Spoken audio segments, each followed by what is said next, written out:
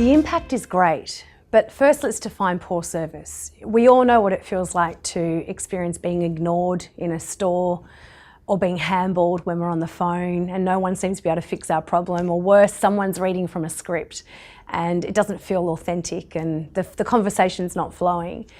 So these things aren't harming us, they're not hurting us, but unfortunately, mediocre service in Australia is at an all-time high and we don't expect much better. So research as far back as the late 90s and consistently up until now proves that 1 out of 26 unhappy customers complain. So that means that 25 unhappy customers are going around festering and not returning. A recent study that came out of a status of customer service in Australia suggested that over a third of the customers that were surveyed never returned because of a poor experience. So the cost to business is huge.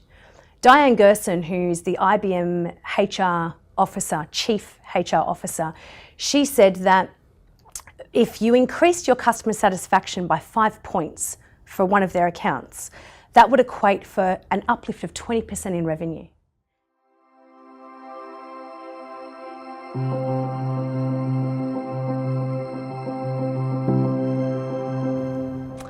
Where do we start? Well, we all know the saying, a fish rots from the head. So we start at the top.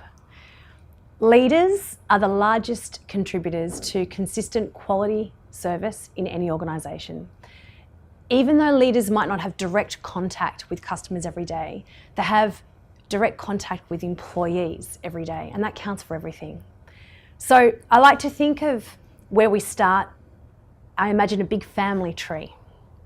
You know, we all are interested and curious about what DNA has been passed through us and down to us from our ancestors. And it's the same in workforces. Leaders pass down a certain DNA, a set of beliefs, behaviours. This is the mindset that we talk about when we talk about service mindset. If at any point a leader's belief in a service-orientated culture is wavering, this is felt. It's felt by all employees and it's most certainly felt by customers. So we need to flip our thinking in the customer service model. We need to start with leaders.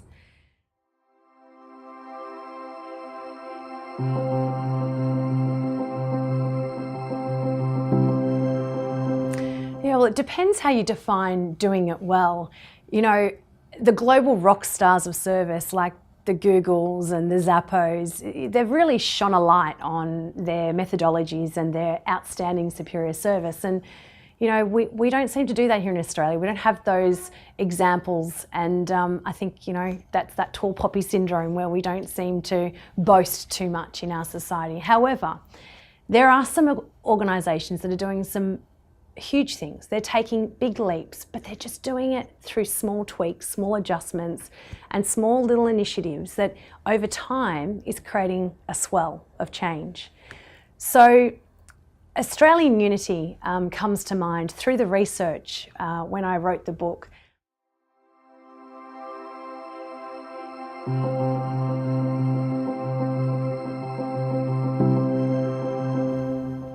Quick wins. Well, first, go buy the book.